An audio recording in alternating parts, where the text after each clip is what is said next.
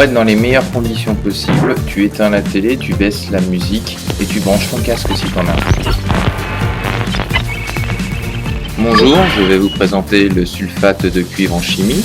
Vous allez voir que derrière ce nom compliqué, il se cache une notion simple. Donc je vais prélever cette poudre dans un flacon qui est étanche et hermétique. Cette poudre, vous allez voir, est d'une couleur blanche.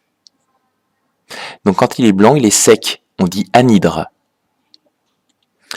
Maintenant, je vais prélever de l'eau dans la petite bouteille et vous allez observer un changement de couleur. Le sulfate de cuivre au contact de l'eau devient bleu. Donc il n'est plus sec, il n'est plus anhydre, on dit qu'il est hydraté, familièrement mouillé. Donc je prélève à nouveau du sulfate de cuivre hydraté, mouillé, et je vais verser de l'eau au-dessus.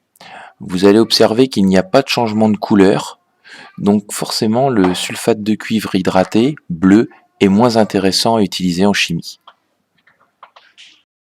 Maintenant, nous allons voir que nous pouvons utiliser le sulfate de cuivre hydraté bleu pour le faire sécher. Donc on le met sur un réchaud.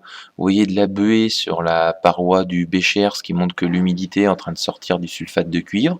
Et tout doucement, il retrouve sa couleur blanche quand il est sec, anhydre.